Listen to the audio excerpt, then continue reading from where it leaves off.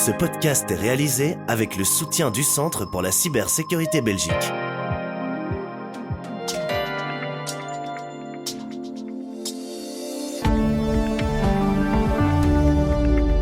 Bienvenue à Z sur 7, votre podcast Z quotidien.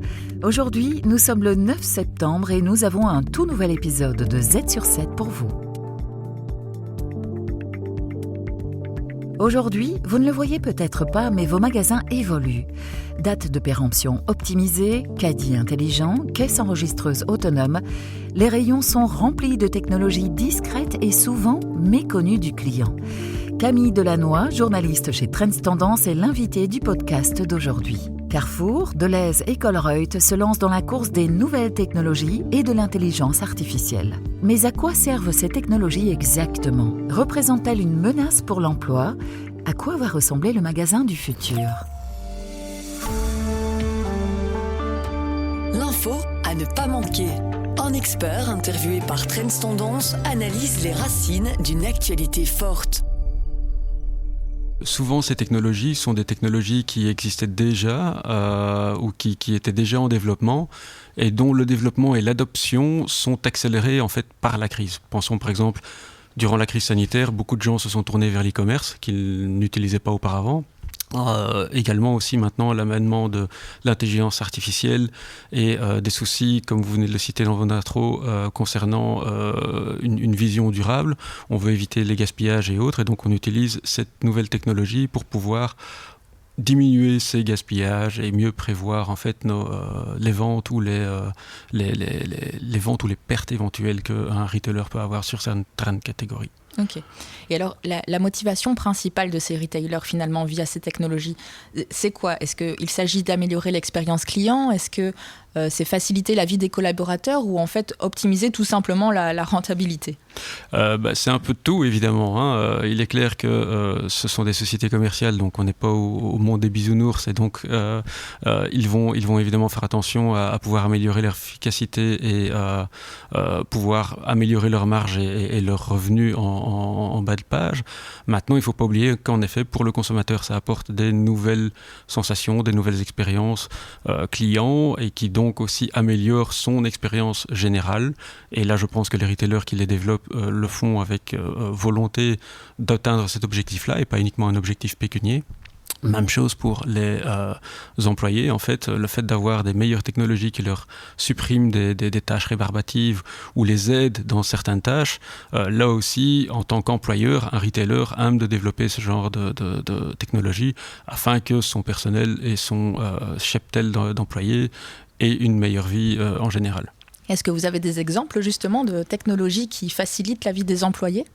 On peut en trouver plusieurs évidemment. Maintenant, le premier qui me vient à l'esprit, l'ayant visité récemment, c'est la technologie des caméras intelligentes utilisées au-dessus des caisses chez Colruyt, qui permettent maintenant de passer d'un chariot à l'autre avec les produits qui sont détectés par la caméra. Et c'est même peut-être parfois plus facile pour certains étudiants qui ont des difficultés à reconnaître un concombre et une courgette et une carotte parce qu'ils ne mangent pas assez de légumes.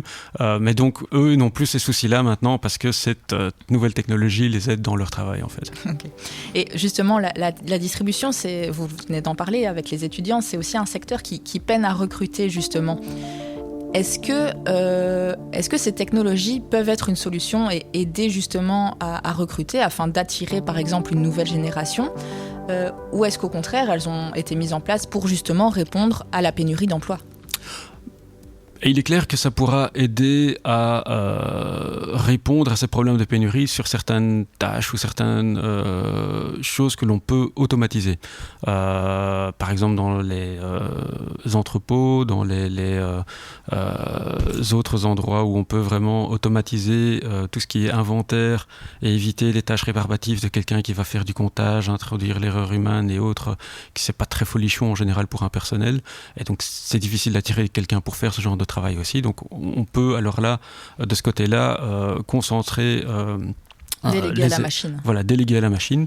Et là aussi, ça permet aussi, par exemple, dans certains magasins, de dire, tiens, au lieu de faire ce genre de tâches rébarbatives, on va plus vous mettre sur des tâches avec des valeurs ajoutées, dans lesquelles vous pourrez faire du contact client et également faire plus de services ou inventer des nouveaux services pour la clientèle. Et donc, normalement, notre travail en tant qu'employé est valorisé à ce moment-là.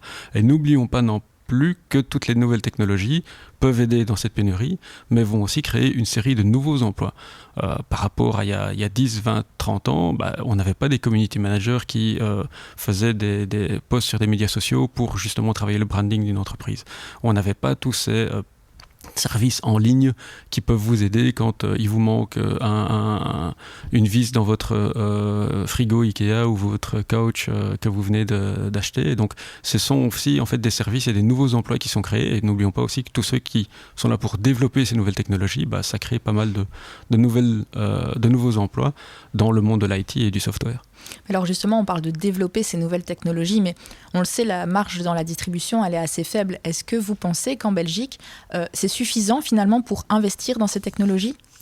Oui, en fait, ce qu'il y a, c'est qu'évidemment, les retailers actuels qui sont sur le marché sont assez bons pères de famille et intelligents pour ne pas se développer dans tous les sens et dilapider leurs revenus, j'ai envie de dire. Ce qui sont assez malins, c'est d'abord toujours avant d'adopter une nouvelle technologie, ils passent d'abord par une phase de test. Et ensuite, c'est seulement si ils constatent que cette phase de test est réussie et que le consommateur pourra y gagner quelque chose, ou le personnel, ou eux-mêmes pourront y gagner quelque chose en bas de page. C'est seulement à ce moment-là qu'on pense à faire un roll-out complet d'une nouvelle technologie avant de la développer. Et avant, évidemment, de disperser évidemment tous les revenus éventuels. Ça veut dire qu'en fait, il y a eu plein de tests qui ont été menés et dont en fait, le client n'en a vu aucune couleur. Dans certains cas, oui. Dans d'autres, un test est fait et la technologie ne peut arriver que beaucoup plus tard. On peut prendre déjà pour l'instant l'exemple des chariots intelligents. Pas mal de retailers sont en train de développer, de travailler sur cette technologie, mais elle n'est pas encore 100% adéquate et 100% au point, et donc ils ne l'ont pas encore lancée. Par contre, par exemple, le self-checkout, lui, il commence à être rentré dans les mœurs chez tout le monde. Et là, oui, vous aviez eu des tests auparavant, il y a quelques années, et maintenant, ils sont tout à fait devenus monnaie courante.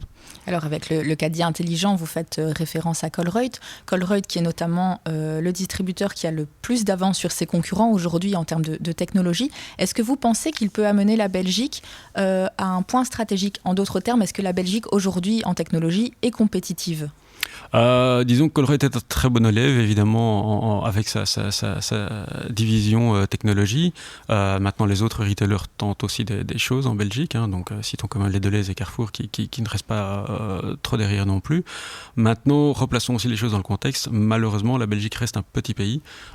Colruyt, au niveau international, est un petit player face à des Walmart ou des Tesco.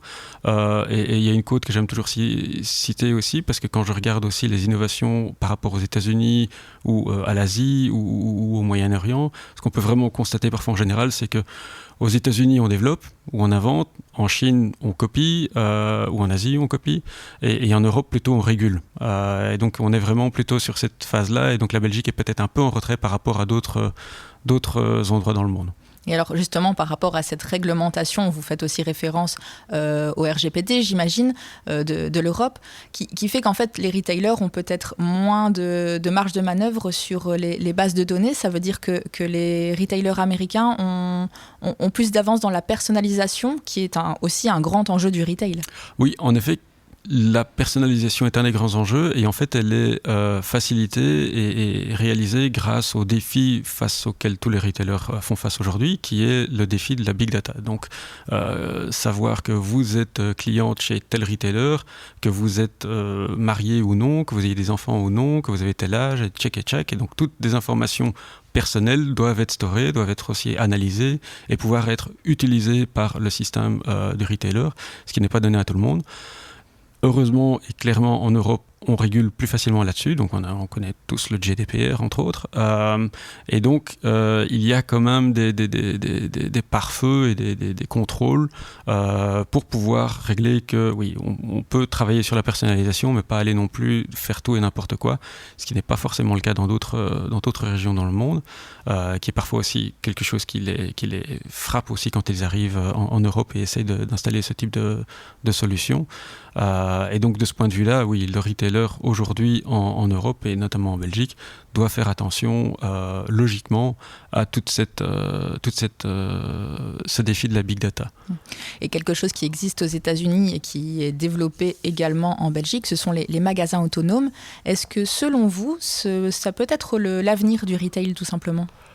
Sur certains aspects, oui. Maintenant, il ne faut pas croire que ces magasins-là vont devenir la panacée et remplacer votre hypermarché et votre supermarché. Ceux-là vont continuer d'exister.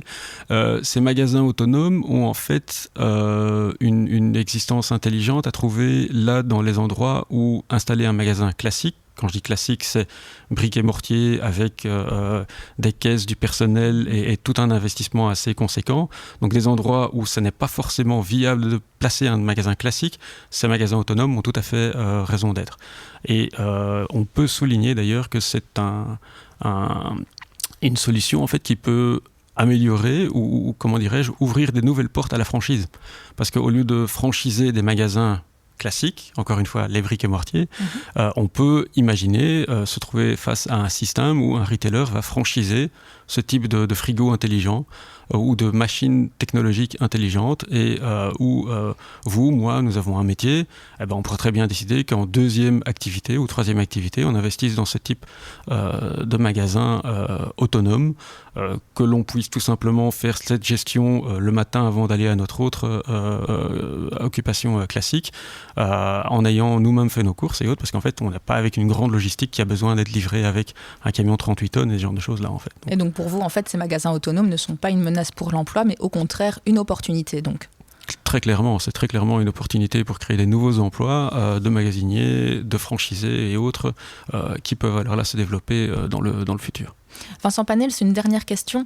Quelles sont les technologies qui ont attiré votre attention récemment, ou en tout cas ces dernières années, et qui pourraient se distinguer plus tard ? Pour l'instant, on est dans la vague des caddies intelligentes qu'on vient de citer, avec la caméra intelligente et autres qui sont même aussi soutenues et powered by, comme on dit en anglais, par l'intelligence artificielle. Donc voilà deux technologies qui m'interpellent déjà. Donc l'intelligence artificielle, très clairement, je pense qu'on commence de plus en plus à l'utiliser et qu'elle sera de plus en plus utile dans le futur. Et il y a une troisième technologie qui me frappe aussi et qui est assez utile à mon sens, c'est la réalité augmentée et la réalité virtuelle. La réalité augmentée vous permet d'avoir des expériences, d'interagir avec des bornes, même en rue ou en magasin, vous permet de cibler certains produits en magasin aussi peut-être plus facilement. Et la réalité virtuelle, elle vous permettra carrément d'avoir des expériences avec votre retailer totalement différentes, que ce soit maintenant dans des mondes nouveaux créés style de métaverse, mais qui permettront très clairement pour un client et un retailer d'avoir une autre relation que bêtement la relation je viens avec mon petit caddie quelque part dans ton magasin et je viens acheter des produits. Donc là, ce sera une expérience immersive et totalement différente. Donc en d'autres termes, plein d'opportunités donc. Exactement. Mais merci beaucoup pour cet éclairage et pour votre temps et toutes ces informations. De rien. N'oublie pas... Attends. Bonjour Vincent Panels et merci d'avoir accepté notre invitation sur Z sur 7. Bonjour. Vincent Panels, vous êtes expert en retail et fondateur de la plateforme 20 Cent Retail qui s'intéresse notamment aux tendances et aux innovations dans le secteur de la grande distribution, c'est correct ? C'est tout à fait correct en effet, des podcasts et des articles pour les professionnels du monde du retail en général. Alors justement, aujourd'hui, on va s'intéresser à une nouvelle. Carrefour a annoncé recourir à l'intelligence artificielle pour la gestion de ses stocks. Son objectif, c'est le suivi des dates de péremption pour améliorer justement toute cette gestion. Et en fait, ça n'est pas le seul distributeur qui... Bonjour Vincent Panels, merci d'avoir accepté notre invitation sur le podcast Z sur 7. Bonjour. Vincent Panels, vous êtes expert en retail et fondateur de la plateforme 20 Cent Retail qui s'intéresse notamment aux tendances et aux innovations dans le secteur de la grande distribution, c'est correct ? C'est correct, en effet. Il y a des articles et des podcasts pour les retail professionals. Ok. Et alors justement, Carrefour a annoncé récemment une nouvelle. Il a annoncé recourir à un outil d'intelligence artificielle. Son objectif, c'est la gestion des stocks afin d'améliorer le suivi des dates de péremption. Et en fait, ce n'est pas le seul distributeur qui multiplie ces initiatives puisque Carrefour, Delhaize, mais aussi Colruyt se lancent dans la course à la technologie. On le sait, le secteur du retail a été confronté à de nombreuses crises récemment. Il y a eu la crise sanitaire, l'inflation, les pénuries. Est-ce que ces technologies peuvent être une réponse à ces crises ? Oui, en effet. Maintenant, ce qu'il faut toujours souligner, c'est que ces technologies sont souvent parfois dormantes ou en plein développement ou pas encore adaptées. Et ce sont ces crises en fait qui font qu'elles sont accélérées et leur adoption en fait se fait, j'ai envie de dire, beaucoup plus rapidement grâce à ces crises.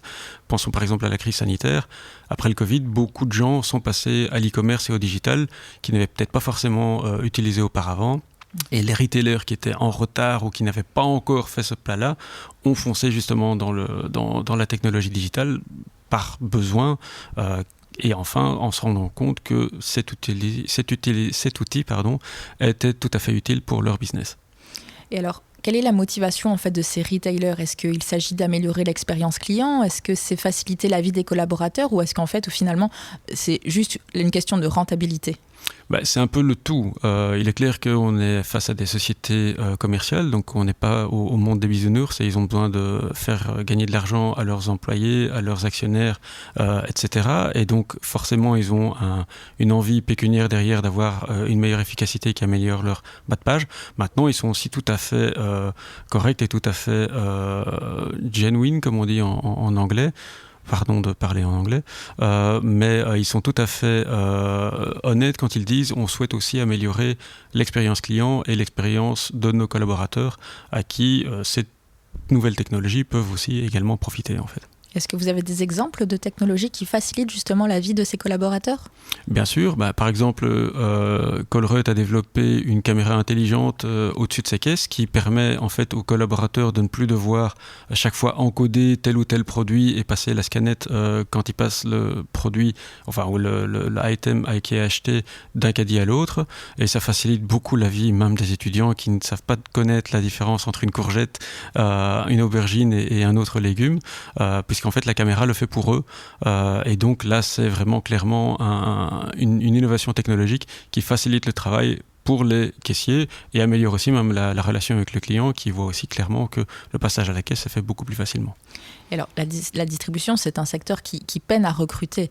Est-ce que ces technologies pour vous peuvent être une solution pour justement encourager par exemple la nouvelle génération à postuler, ou est-ce qu'au contraire ces technologies sont mises en place pour contrer la pénurie d'emploi ?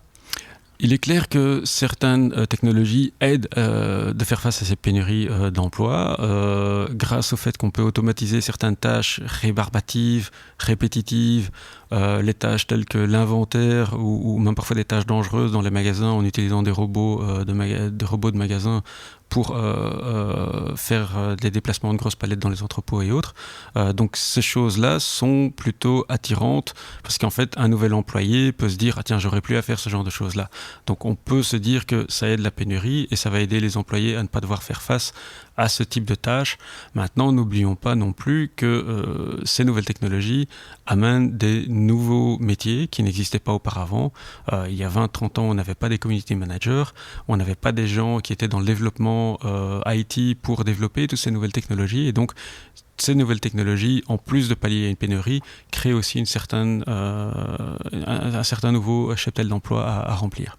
Alors la distribution, c'est aussi un secteur où la marge est assez faible finalement. Est-ce que pour vous, la marge est suffisante aujourd'hui en Belgique pour investir dans ces technologies quand on sait justement qu'il y a aussi l'aspect durabilité par exemple ?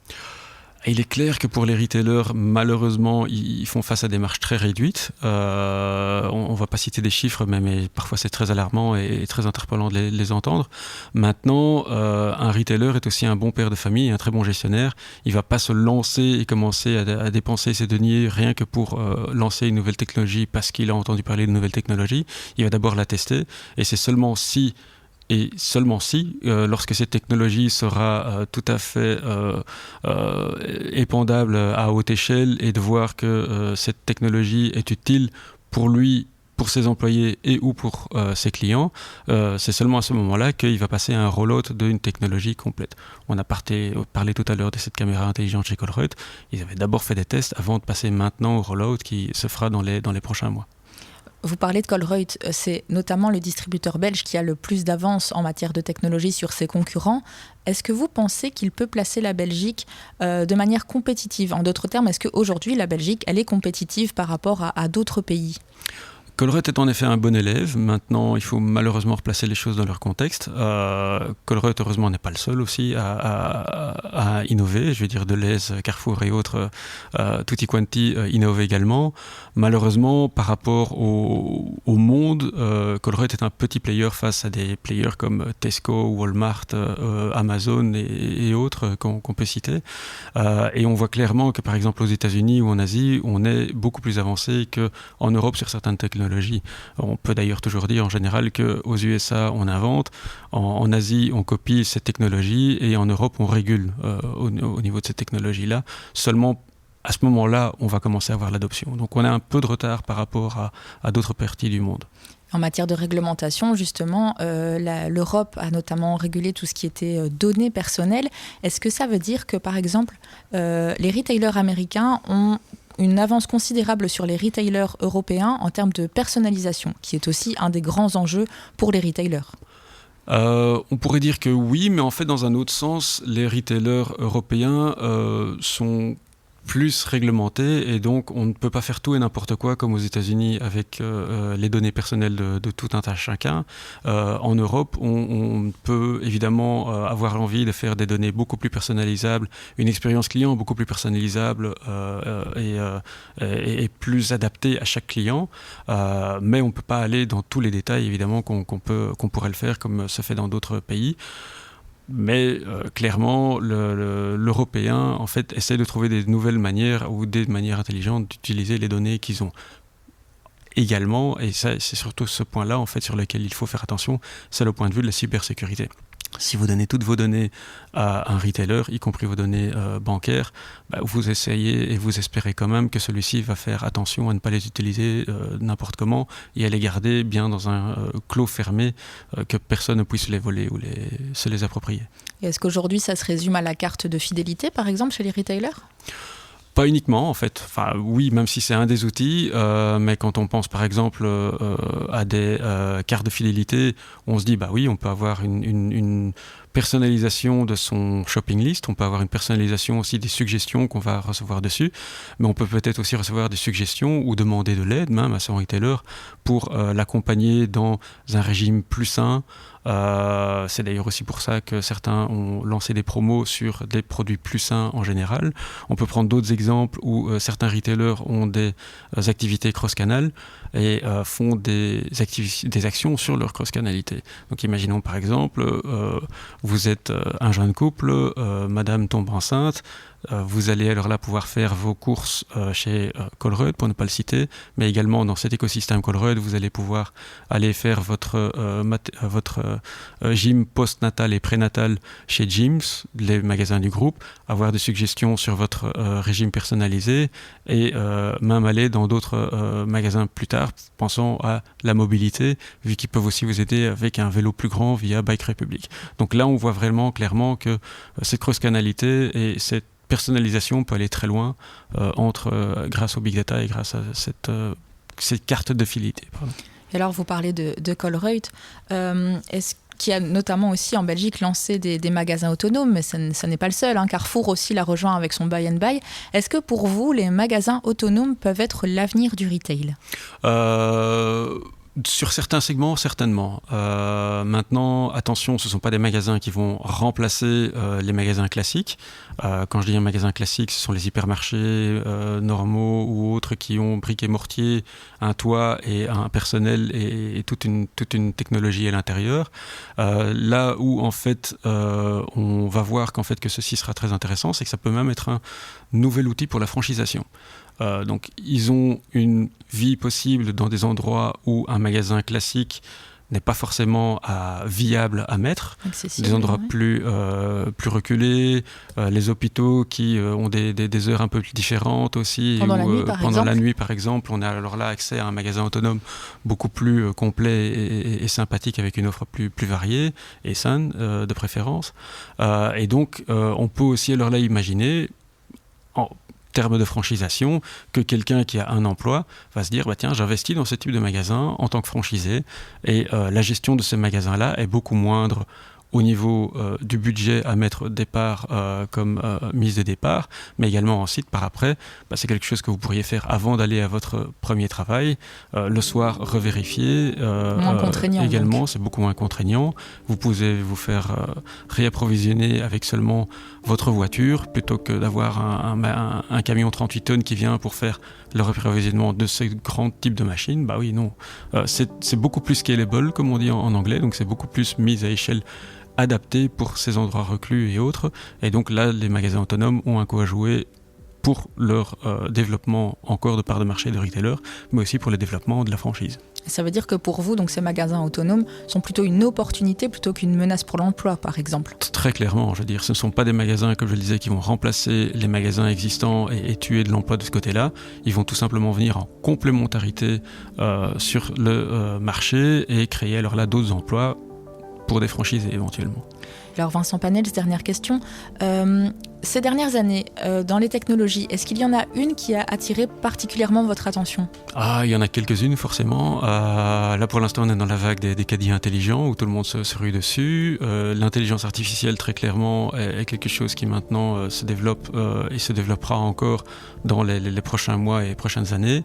Maintenant il y a une technologie dont on parle un petit peu moins pour l'instant mais qui est pourtant aussi très intéressante, c'est la réalité augmentée et la réalité virtuelle. On a déjà des retailers qui testent. Vous pourriez très bien tester votre nouveau fauteuil, à quoi il ressemblerait dans votre maison grâce à des technologies ou des apps chez Ikea notamment. Mais vous avez aussi l'occasion de peut-être aller dans d'un monde virtuel et avoir une relation différente avec votre retailer, que ce soit maintenant lors de gaming session ou alors là des sessions d'apprentissage qu'un retailer peut faire dans un metaverse ou un autre monde virtuel, et alors là créer un lien différent encore entre son client et lui-même. Vous l'aurez compris, les magasins évoluent avec leur temps. Merci à toutes et à tous d'avoir écouté ce podcast. On se retrouve demain pour votre podcast Z quotidien. En attendant, restez à l'écoute de l'astuce en cybersécurité de la CCB. Z sur 7, le podcast quotidien de Trends Canal Z.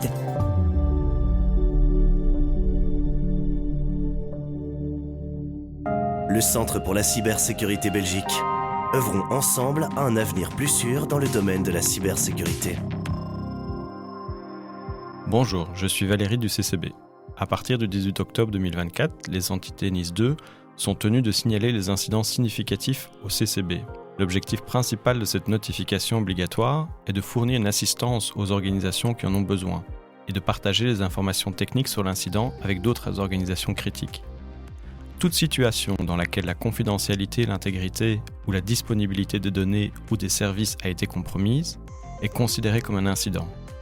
Toutefois, on parle d'un incident significatif lorsqu'un incident entraîne en outre l'indisponibilité de services essentiels, soit un impact important au niveau financier ou des dommages considérables à des tiers.